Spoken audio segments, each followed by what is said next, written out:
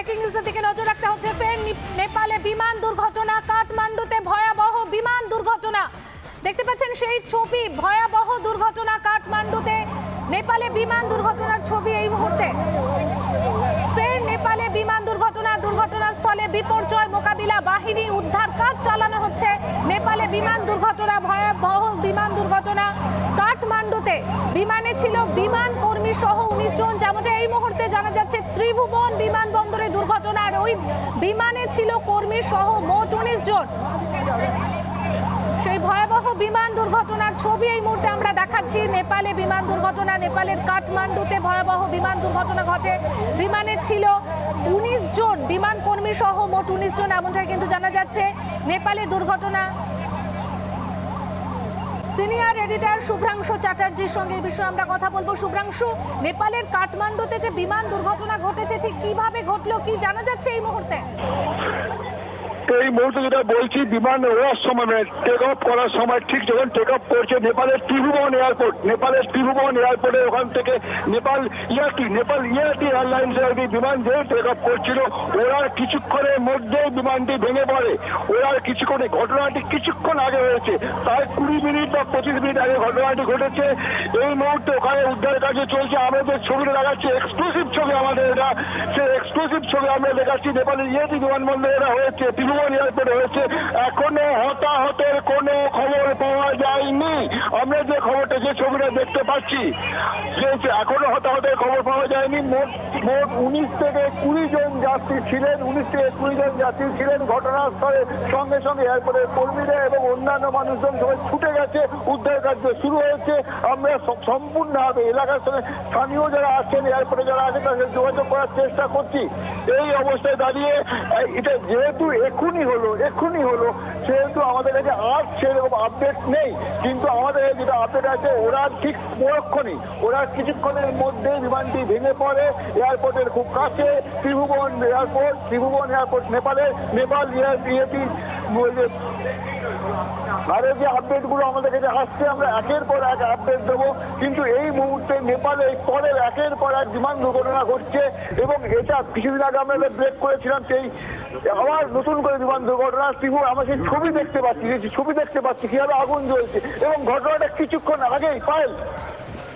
একদমই শুভ্রাংশু, আমরা এই আপডেটের দিকে নজর রাখবো, কারণ ফের নেপালে বিমান দুর্ঘটনার, যেমনটা আমাদের সিনিয়র এডিটর জানালো যে এই ঘটনা কিছুক্ষণ আগেই ঘটেছে। বিমানটি যখন উড়ে যাত্রা শুরু করে, ঠিক সেই সময় এই দুর্ঘটনা ঘটে। ত্রিভুবন বিমানবন্দরে দুর্ঘটনা। সেই ছবি কিন্তু আমরা দেখতে পাচ্ছি, একদম ত্রিভুবন আন্তর্জাতিক বিমানবন্দরে আগুন। একেবারে ঠিক তাই, বিমান কর্মী সহ 19 জন এবং ত্রিভুবন আন্তর্জাতিক বিমানবন্দরে সেখানে আগুন লেগে যায়। জোর কদমে চলছে উদ্ধার কাজ। অবশ্যই সে সমস্ত খবরে লাগাতার আমাদের নজর থাকবে। তবে ইতিমধ্যে যে খবরের দিকে আমরা নজর রাখছি, এই খবর নিয়ে আমরা আবারও ফিরছি একটা বিরতির পর। সঙ্গে থাকবেন আপনারা।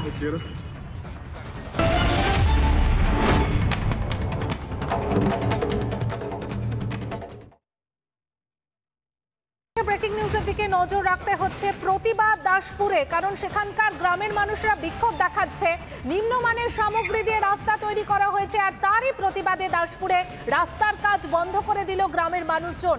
রাস্তা নির্মাণে খরচ হচ্ছে প্রায় 4.5 কোটি টাকা, কিন্তু সেই রাস্তার কাজই হচ্ছে নিম্নমানের সামগ্রী দিয়ে। গ্রামবাসীদের ঠিক কি অভিযোগ শোনাবো আপনাদের।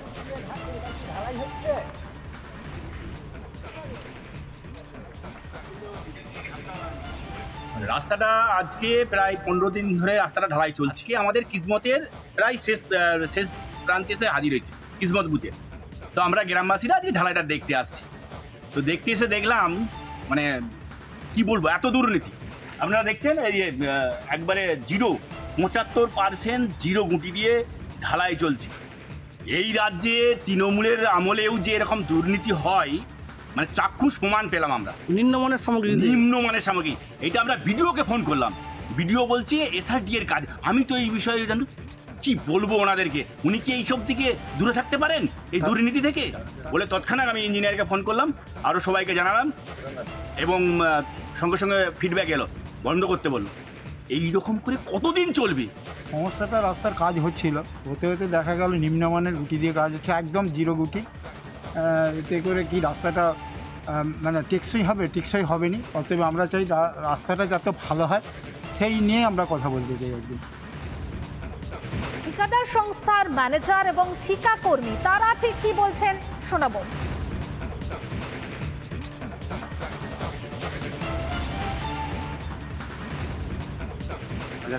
জিরো গুটি বেশি হয়ে যাচ্ছে বলে কাজ বন্ধ করতে এলাকার লোক বলছে 2 গুটি চলবে না কাজ।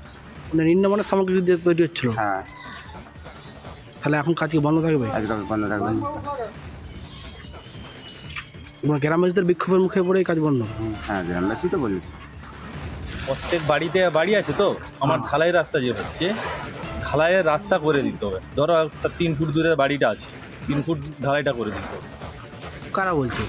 মানে এখানে লোক বলছে প্রত্যেক বাড়িতে বাড়িতে ঢালাই করে দিতে হবে। কিন্তু গ্রামবাসীরা বলছে যে নিম্নমানের সামগ্রী দিয়ে রাস্তা তৈরি হচ্ছে, সেই কারণে বিক্ষোভ দেখাচ্ছে।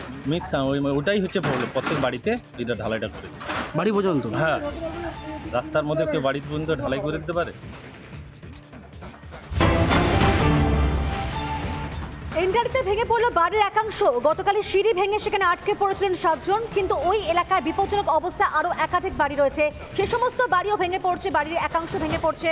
বসবাসের একেবারে অযোগ্য বাড়িগুলি, বাড়ির নিচে রয়েছে বিভিন্ন দোকানপাট, জলের কল, আর সেখানে কোনো রকম ব্যবস্থা নেওয়া হচ্ছে না, কোনো রকমভাবে কোনো সেগুলোকে মেরামতি করা হচ্ছে না। কলকাতা পুরসভার বিরুদ্ধে উদাসীনতার অভিযোগ করছেন, কারণ বারবার স্থানীয়রা জানিয়েছেন তা সত্ত্বেও কোনো রকম ব্যবস্থা নেওয়া হয়নি বলে অভিযোগ করছেন খোদ এলাকাবাসী। আর ঠিক সেই জায়গায় পৌঁছে গেছিল রিপাবলিক বাংলা। রিপাবলিক বাংলার ক্যামেরা কি ছবি ধরা পড়লো দেখুন একটি বিশেষ প্রতিবেদন। খাস কলকাতায় ফের বাড়ি ভাঙার ঘটনা ঘটেছিল গতকাল সন্ধ্যাবেলায়, কিন্তু বেলেঘাটা নফরকোলে ঘোষ এলাকার রোডে আরো কয়েকটি বিপজ্জনক বাড়ি রয়েছে। কিন্তু সেই বাড়িগুলির দিকে কি কলকাতা পুরসভার এতটুকু নজর রয়েছে? যে জায়গাটিতে বাড়ি ভেঙে পড়েছিল গতকাল, ঠিক তার পাশের আরেকটি বাড়ি, যে বাড়িটির অবস্থা অত্যন্ত সঙ্গীন, যে কোনো মুহূর্তে হুড়মুড়িয়ে ধসে পড়তে পারে এই বাড়ির একাংশ। কারণ বাড়িটি অত্যন্ত জরাজীর্ণ অবস্থায় আমরা দেখতে পাচ্ছি, বিভিন্ন অংশ এখনই ভেঙে গিয়েছে, বিভিন্ন জায়গায় চির ধরেছে। কিন্তু কলকাতা পুরসভা শুধুমাত্র কি নোটিশ দিয়ে দায় এড়িয়ে যেতে পারে? এখানে তো আরো অনেকগুলি বাড়ি রয়েছে আমরা দেখতে পাচ্ছি ভাঙাচোরা অবস্থায়।